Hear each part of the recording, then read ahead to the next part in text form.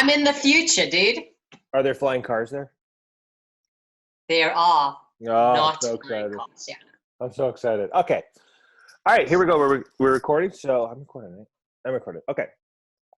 So now in our ongoing series of my really cool friends who live in different places than we do, today we're going to be talking to my friend Shannon, who's an actress in South Africa and has been going through what is, I guess, a lot more than we have during the coronavirus. So, hi, Shannon. Hi, Bill. How's everything? How's life? Hi. How are you? I'm really, really good. I mean, we're quarantining. My quarantine beard's getting bigger. I'm really liking I think it looks very handsome. Look at this. Very manly. You can put me on I really want to get like an 1800 suit, like one of those guys that just stood there with the big beards. I think I could do it. I think I could pull it off. I think that you could definitely do it. I believe in you. And I'm haircut bound, really, but. Well, the good thing is that you have hair underneath there. It could have been no hair. It's getting there, yeah. All right, so anyway, clearly you guys have been doing things a little differently than everybody else during the lockdown. A lot of we have. I've been talking with friends in Canada and England and Japan, and everybody's doing different levels. And you guys have had some pretty strict rules, but you've also had some levels of success. Yeah. So I mean, look, we've had one of the most stringent lockdowns in the world.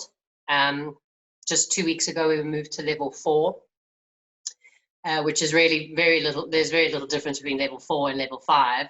The only difference really being is that now we can walk our dogs and you can exercise outside between the hours of 6 and 9 a.m. And I believe that they've opened up an afternoon slot, but I haven't tried that out yet. We're still uncertain. It's like, is there, isn't there? Okay, let's just leave it for the mornings. And there's a slight ease on like just going out and going to the store, because there's a lot of police presence everywhere. So the fear of actually getting stopped is quite real, and you're really just shooting off to the store with your mask and your sanitizer. You just want to grab a couple of groceries. There's no sale of alcohol. There's no sale of cigarettes. The economy has opened up ever so slightly. Really, it's just gone from your essential workers to what kind of work can be performed, where a lot of people are not going to be in the same areas. So I know that construction and all those things will probably only open up in level 2. It's been, I mean, it's scary. It's eerie. Everything's so quiet. But the reality is that Cyril Ramaphosa and the NCC have, through the numbers, I mean, right now we could be sitting with infection rates of up to 80,000, and we're nowhere near that. So we did certainly flatten the curve, and we also were allowed that time to get our hospitals geared up and ready for the inevitability of when we do have to open up as a nation. There will be enough, hopefully, to support what may come thereafter. But yeah, look, I mean, my heart really bleeds for our president, because he's in a rock and a hard place. He's not satisfying everybody. He's not making everybody happy. And he is like, it's about the lives of South Africans. And then you have our opposition party where it's like, what about the livelihoods of South Africans? There's this push and pull dynamic. And I think really at the end of the day, we're just all just trying to keep our heads down, just abide by these regulations, even though we're not really sure what they are. We just know, don't go out, don't socialize, can't drink, can't smoke, you can't go out to eat. You just keep your head down, and we just got to fight this invisible entity that is messing up the rest of the world, the economy, people's lives. It's sad. You're in the largest city in South Africa. Johannesburg. Isn't that the largest?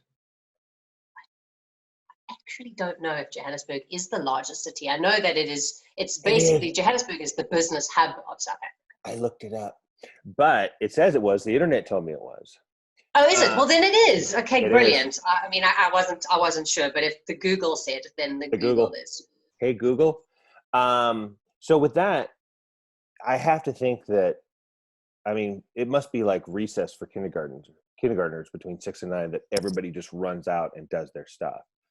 Like, how do you, during that time, you can walk your dog? Is that when you get your groceries? Is that when, like, or how does that? Oh, no. So you can essentially go and get your groceries at any time, but there is a curfew. We have a curfew.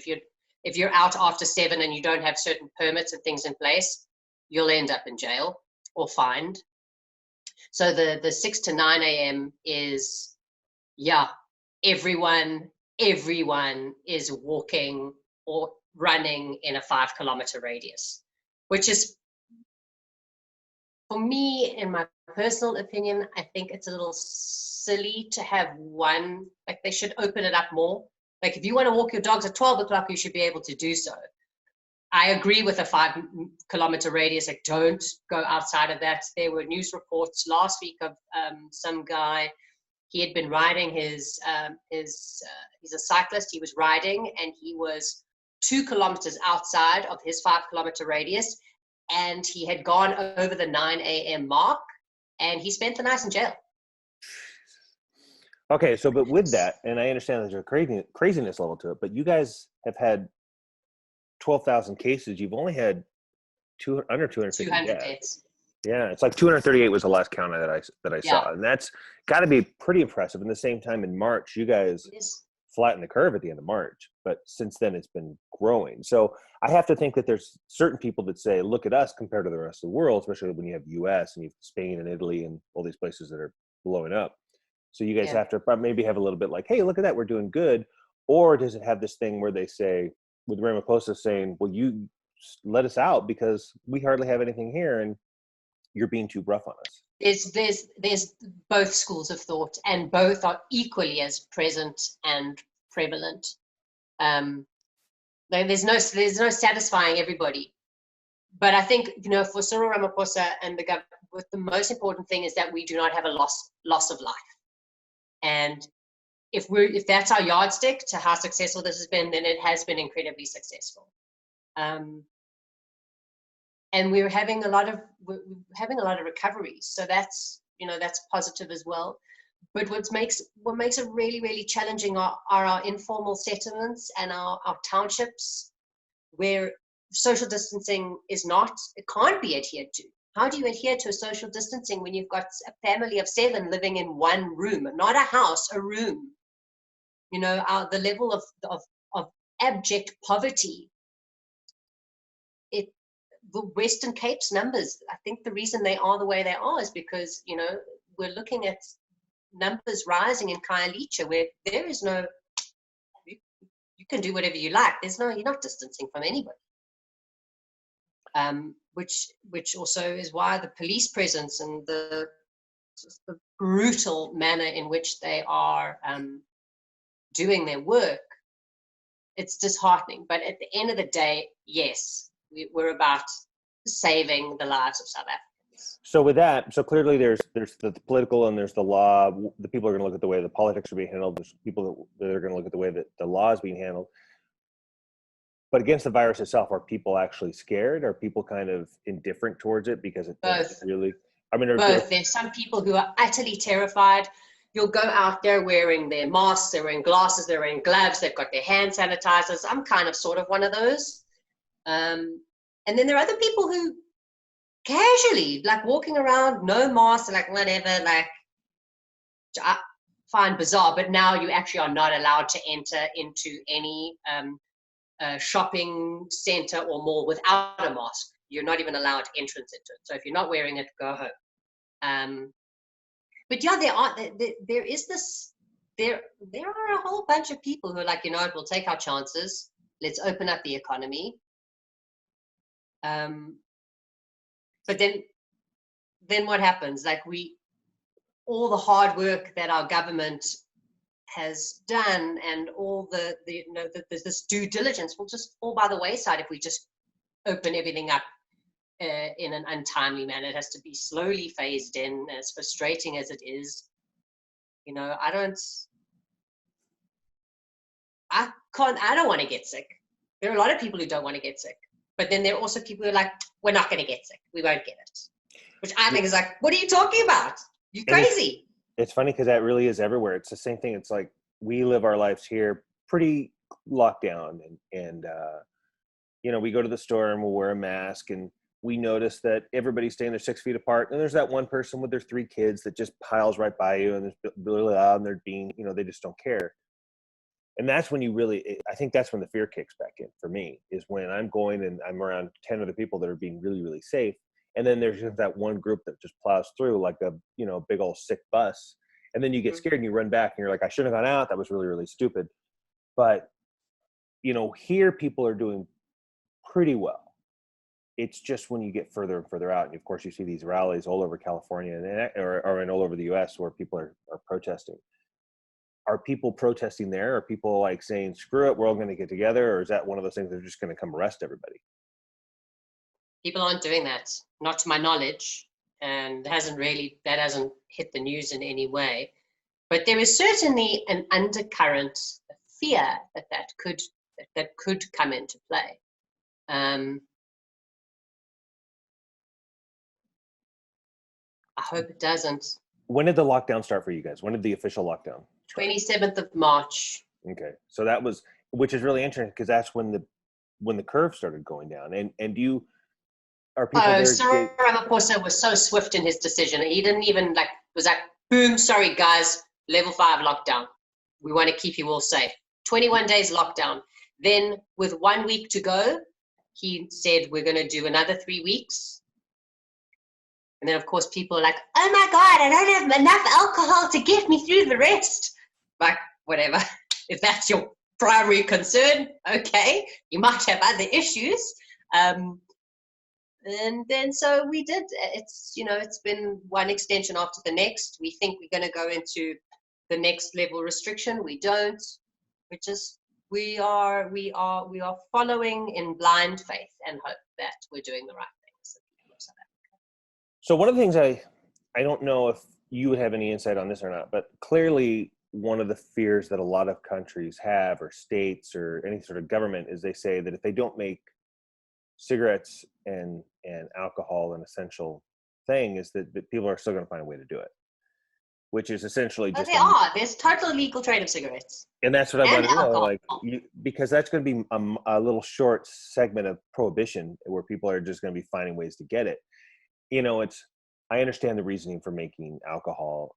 They'll say, well, it's not fair that schools aren't essential, but alcohol is. And it's clearly, if somebody is an alcoholic, you can't sit there and put them in a house for, 2 months without any, and then just assume they're going to come out that everything's just green and shiny. Look, the alcohol thing, as I said, our South African, the South African dynamics with regard to alcohol, we have the highest rates of gender-based violence in the world, domestic abuse, and alcohol is at the very center of it. What we've learned through this time is that we've had a greater increase in GBV, and we don't know whether those people have alcohol or not, but what alcohol essentially does is it leads to unruly behavior, and we want to limit that. We want to limit that, especially in the townships and anywhere really. I mean, look, we're not allowed to drive, we're not allowed to go out anywhere, but we know that alcohol can get us, it just can lead into behavioral problems. But I mean, for school, there's a way the way that schools are looking at going back here, I'm not sure there. For grade 1, we're looking at going back in August. Matric students, so grade 12 students are now looking at them going back next month, I think. Wow. But it changes on the day to day, and they'll phase it in according to, so it'll be like your grade 12s and then your grade 8s. They'll go back, there'll be 2 weeks for the grade 12s, and then they'll quickly phase in the grade 8s for 2 weeks. After that month, then they'll phase in the next set from our grade 11s and then the grade 9s. So they'll, just so that they can focus on priority learners, but nothing's been set in stone. Everything's in flux. Everything's a variable at this point. There are no absolutes. So there's no, it's kind of just shooting from the hip on It is, and it's every theory. level. It's like, well, yeah. So you don't know, like you guys can't look at a calendar and mark like, okay, then next phase is this, next phase is this, because he's just No, we cannot, not at all. And there's even fear that the Western Cape will go back into a full level 5 restriction, that they won't move forward because of, because of their numbers. That's crazy. There's a lot of uncertainty. There's a lot of uncertainty. But, you know, what I find rather impressive is that with all this uncertainty, we're being complicit. We're doing what they're asking of us for the most part. So So is the government doing anything financially to help these people that can't work? I mean, clearly you've got, you know, certain people are saying, here, we're going to help pay your salaries and we're going to help do this. And we're going to, you know, you're not going to, clearly everybody in the US is, you know, losing jobs and insurance, and they're getting a nice little $1,200 check that is, and I hear what people are doing with their checks, and it just blows my mind. That people are just like, can't wait to get my check because I want to get all these new books about this and this. I know what people do with their money is always a fascinating concept. Yeah, I can't wait to get new rims on my car when that stimulus check comes. So I know, really, come on. Look, Bill, the financial promises are just that. At this stage, promises. You know, there are a lot of sticky territories, especially given our BEE regulations. So what you might have seen in the news, or maybe not really, I don't even know if it would have made international news, that your Black-owned businesses and things, that there's certain criteria that allow you to be, it's like, okay, you have these criteria, you can submit for the COVID relief fund.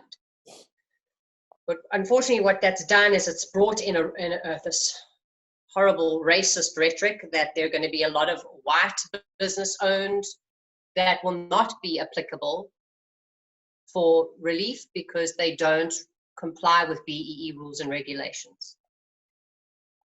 There have been so many retrenchments, people. I mean, my partner just lost 30% salary.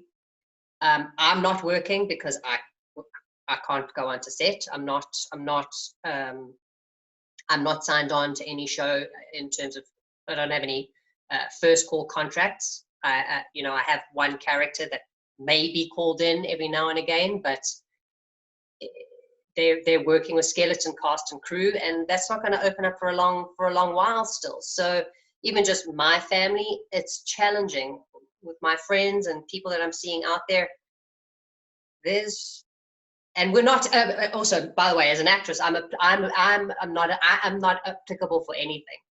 We don't have any unions here. We don't have anyone looking after our artists, musicians. We don't get residuals. We don't. We've got a whole fight of our own that we're dealing with. So I had an email that bounced back to me the other day saying, you're not applicable for the COVID relief fund because you don't have whatever. I'm just like, well, we don't have whatever because we just don't have any regulations in place in our industry. So that's a problem in and of itself. But they promise a lot of relief, but I have not heard one person that has received any. Wow. And that's got to be so much hardship. I mean, I don't know if you're surrounded by people that that just say, I can't make my mortgage or my rent, or one of my best friends phoned me last week. My bond's just gone off. I have zero money I have zero funds. Bonds done. And it's happening all over. They've been doing so here in Boise. The restaurants have, if they chose to, they could stay open and you could do takeout or delivery. And you have that thing where you say, gosh, I want to help them.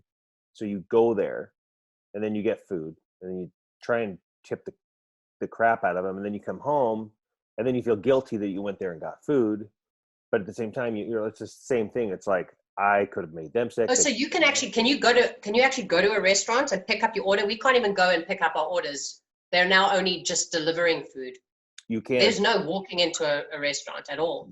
So it's been like that. It's been like that the whole time. And as far as I know, all of the US, and a lot of countries have even been that way. You know, even Italy, you could for the longest time just go and order food, but they were doing a lot of these things where they're doing these packages where like here's a bunch of food that you just take home and cook. They were doing this prep, which is kind of interesting. Food parcels, essentially. Yeah, and our restaurants in Boise can open up as soon as I think today. I think today restaurants can open back up. And Wow, I don't think restaurants will be open in South Africa for at least the next 7 months. And this is now to the point where they're starting to fold. And I'm seeing it every day. And even in LA, some of the restaurants that we went to when we were out there are just putting signs up saying we're out. We can't do it anymore. Yeah. We have a client. We have a client that's kind of it's a motorcycle dealership, and you know, they stayed open the whole time, and then they had almost as good of March or April as they did last year. So people that were buying That's the motorcycles crazy. they say, okay, cool, come on in. But then there's one I just saw in Kentucky that shut down, and they just put a sign up. It was another Harley dealership that said, we're out. We can't do this anymore. We're shutting down after 42 years of selling Harleys. So I don't know. I don't know why one made it, one didn't, and of course why one restaurant made it, one didn't. Because there's restaurants that are just folding, and maybe they were just on the brink of destruction at that point, and that would just tip them over the edge. But yeah, I mean, I was chatting with my father this morning, and one of his very close friends is a restaurateur in Umhlanga in KwaZulu-Natal. And his restaurant really caters, it's a steakhouse, it's a fantastic steakhouse. And for the longest time, they've catered to, international tourists who would stay at the Beverly Hills, or they'd stay at the Oyster Box. And he said it's been a good business, but essentially it is a month to month. It's not the most highly lucrative business. No restaurant is, I don't think. But he was saying to my father that he doubts that they'll ever open again for business because the tourism there is dead. There'll be no more international travel for years to come, and it's just this virus is just it has changed the world as we know it in every single way, and we'll only get to know the extent to how much that change what it is, and once we start getting through and starting to reclaim this normalcy that we've grown up or lived with. As far as you were asking about financial relief. I know banks are offering like payment holidays on say car rentals, but not every bank is created equal. So some banks will say, all right, fine, you can't pay for the next 3 months. We'll just add it to your term at the end. And then there's another bank who's like, we'll give you a loan for like, let's say your car rental is like, your car lease is, I don't know, 3,000 Rand a month. So whatever that is in dollars, 3,000 Rand a month, 12,000 Rand. And then maybe a minimum on your credit card is like 1.2, and you need a little bit of help with that. Let's just add it up to 15,000. They're going to say, great, we'll give you a loan for that amount, and you'll pay that back for over 5 years, 858 Rand for the next 5 years. Doesn't work out. That adds up to 50,000 Rand. So after your 3-month payment holiday, you're going to go back to paying off your car, but then you're still going to have this 858 Rand for the next 5 years. That's so dirty. It's so dirty. We discovered that yesterday. It was like yesterday in my house, it was just tears and crying and worry, fighting with banks, not able to get hold of people, being pushed from pillar to post. No, you need to speak to this department at this bank, and you shouldn't have put your application through to FNB. You should have put it through to Westbank. They promise all this help and assistance, and that don't worry, but it's not. It's hard. Yeah, and it's by no means it's not just we flip a switch and we go back to life and all our financial problems are solved. Even if you're pushing everything away for a couple months or you are getting these loans, it's going to take a year or years Yes. to recover from this stuff here. So, I have so many friends right now that, you occasionally reach out and say, do you need anything? Even if it's just a meal or things like that, because they're living with a smile on their face saying, nope, I'm just getting through life. And that smile's fake. Nobody wants to be the one people when there's, thousands and thousands of people, 20 million people out of work. They don't want to be the one person that goes, hey, poor me, help me. And, yeah, look, I'll be if I did not have my parents helping me right now, I would be fucked. Fucked. And there's got to be so many people, and especially where you're at, where it's such a lockdown. That do not have the privilege that I do. My dad worked all his life from the age of 14 years old, and that he's been able to assist me in particular at this time. Like, honestly, if I didn't have my father's help, I don't even know that I would have been able to have this conversation with you. In fact, I don't know psychologically or mentally where I actually would have been at if that were the case. I don't think I'd be in good shape. And that really sits with me. I'm so grateful. Thank God I don't really have to go there. But I contemplate that, the other side of the coin, and it makes me sick to my stomach. Yeah. And I know that there are other people that are faced with that doom. So if they're not dying because they're starving, I'm really concerned that people they're gonna end up taking their own lives because there is nothing else that they can do. We haven't heard a lot of that. You're hearing it occasionally. You're hearing it here and there. Yeah. But I think you're going to start hearing it more and more. I think you're going to start getting tickers to that. It'll come later. Yeah, It'll come later. To that call, because people are dying constantly. And the very first thing you say, was it COVID? It's even just like a celebrity dies, Little Richard dies, and people are like, oh, COVID got him. I'm like, wait, no, people can die of other causes right now. Let's start the thing we're talking about. Yeah, like also, the world is actually filled with viruses and bacteria, And it's the same every day you leave your house, you leave your house risking your life. You do. Oh yeah. I mean, a meteor could hit me when I walk out my front door. But totally. The interesting thing is, it's because it's stepping in where the media is. And one of the reasons why we have no idea what's going on in South Africa is because you guys have had so few deaths that's not the story we want to hear. We want to hear about Italy that's getting, like, oh, wow, look at Italy. And so we don't know about what's going on with you. We don't know what's going on to these other countries that are either having very minimal or, just kind of maybe below the average. We want to hear about the other ones. And that's why. And, but then at the same time, one of the things we are starting to notice is it's like that TV show Life After People, where you walk around and you see the canals in Italy are returning to these clear, open, crazy, with dolphins and fish or with jellyfish. And then you see LA, the skies are turning back, and even other countries, like everything's kind of turning back to blue, and the earth's slightly healing a little bit. And I don't know if you're seeing any of that there or not. Oh my God, so much of it. And it's incredible. It's so magnificent. I mean, I've got bird life here on the property we live in, and I'm seeing birds that I've never seen before in suburban areas. It's incredible. It's the earth is slowly like healing from this almost like this state of it's not like a hibernation. It's something deeper than that. Yeah. And that is incredibly encouraging. But we've messed with Mother Nature long enough.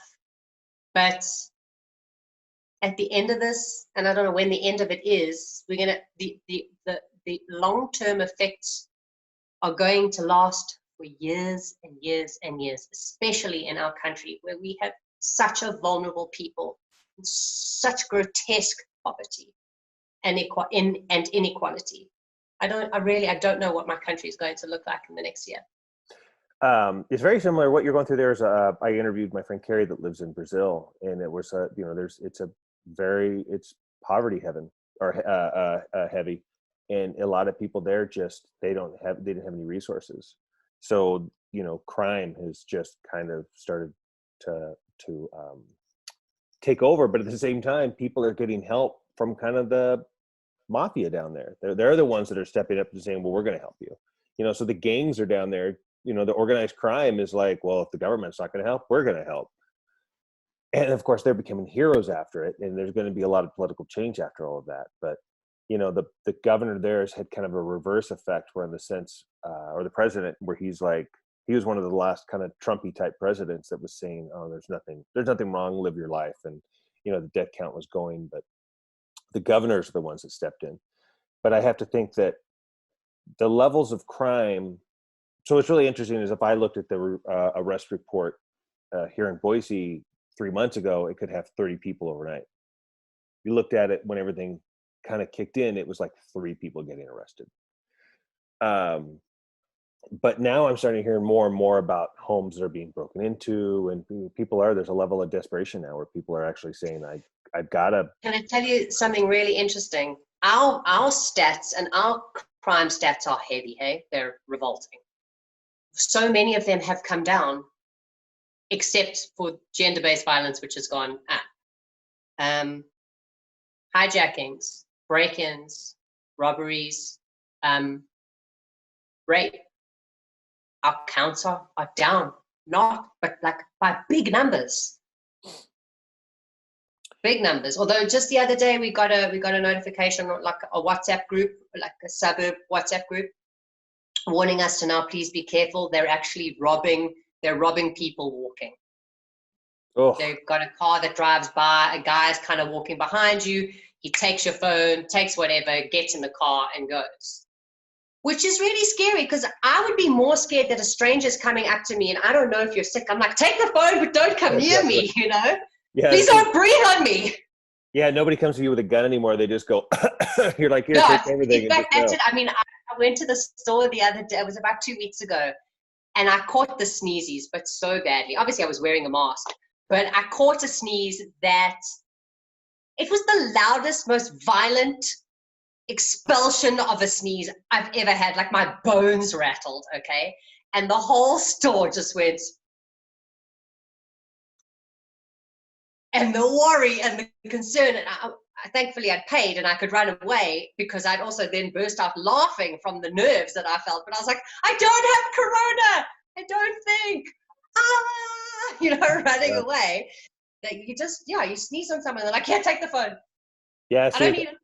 It's allergy season here, so of course, everybody's trying to keep their sneezes in because they don't want to do that. Everybody's just like, no, it's allergies, it's okay.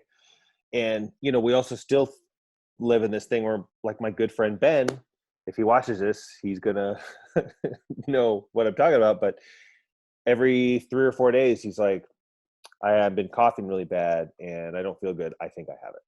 And that's the other thing, is where now people either are so afraid that somebody else has it when they don't, or they're thinking they have it.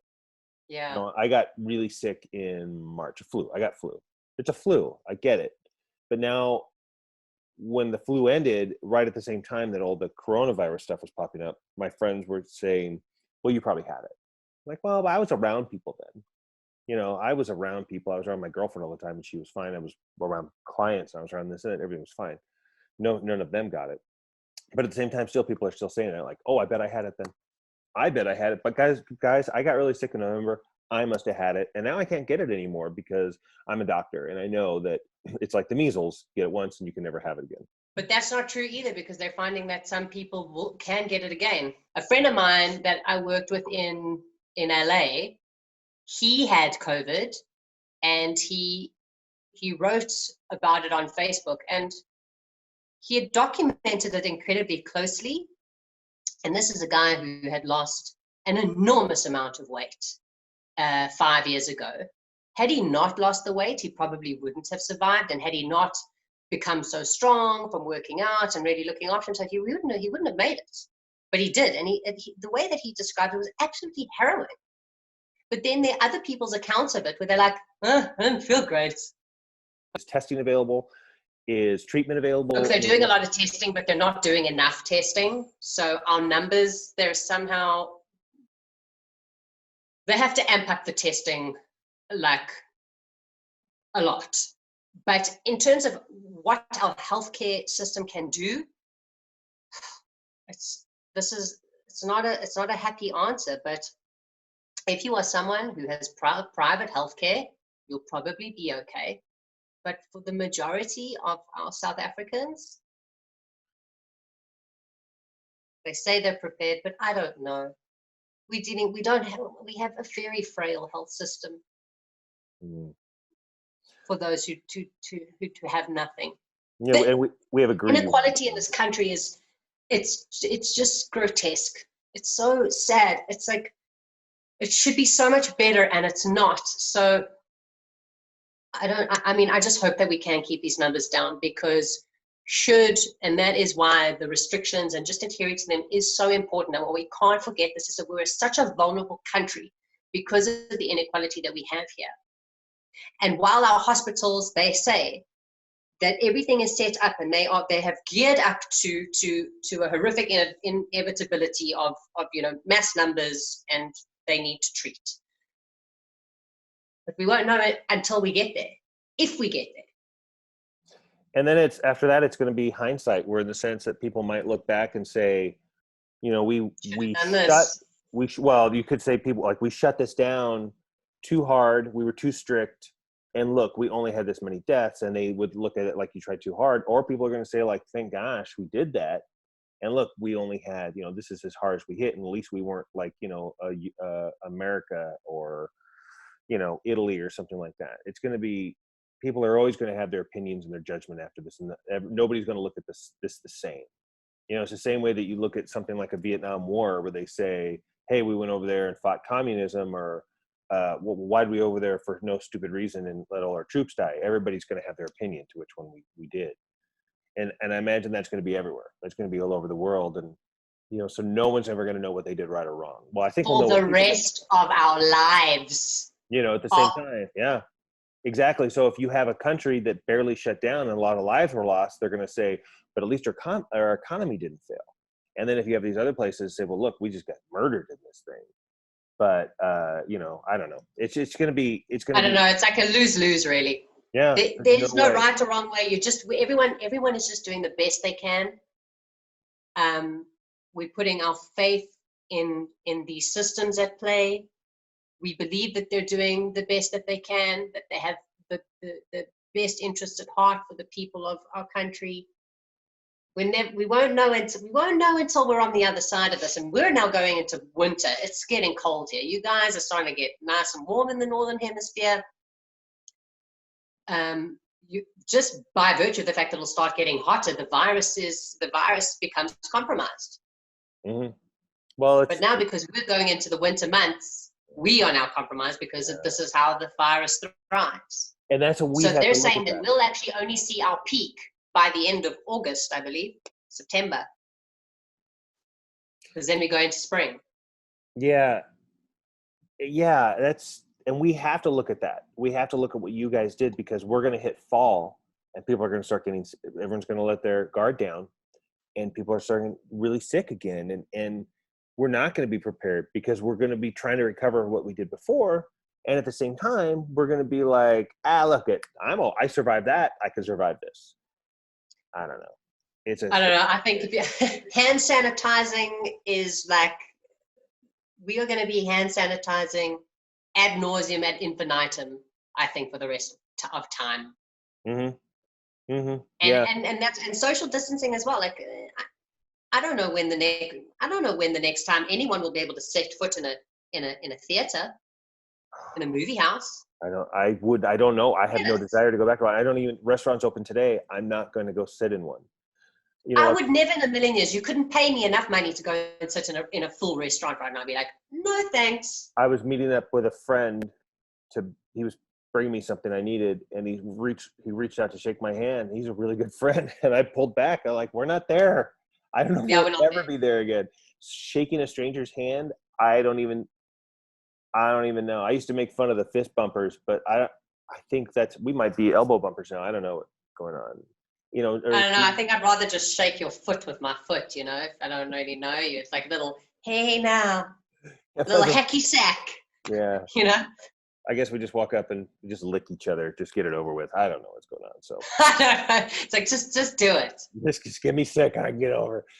All right. Well, this has been super informative. I mean, it's really interesting because the research I did talking to you, and I realized no one knows about this, what you guys are going through. So I think this is really insightful. And Well, we should definitely chat in like another 2 weeks because I'm sure there's going to be a lot of change. We'll see what happens. Oh, I'm going to follow up. I'm definitely going to Oh, check. yeah, I'll let you know too. So. If something really insane goes on, I'm like, yo, Bill, let's get on and chat again. Yeah, because, and I'm sure I'm going to have some insight here because the U.S. as it slowly opens is going to be going, you know, and you have like Georgia, or you've got beaches that people are just pouring into. And it's going to start in 2 weeks when all this stuff happens and everybody starts getting hit again. And of course, the U.S. has such poor testing that we don't know. When people say like, I think I had it, but at the same time, you're like, you don't know if you did or not because it's so hard to get testing. So, and it's a really unpleasant test. I know it's basically just playing with your brain. Yeah, pretty much. It's like, oh, I feel it over there. Can you just move it to the left? I got a little itch here. I don't see. That's the other thing is I'd rather just hide in a hole until it's over because I don't want my brain poked. So yeah, I'll pass on that. So. All right. Well, this has been super awesome, and I want you. Thank you, Bill. It was good to chat to you. Super safe. Stay crazy safe. And yeah, you too. Stay safe and sanitized and sane. And no licking strangers, and that's awesome. So thanks, and I will talk to you soon. Cool, Bill. Thank you. Chat soon. Bye.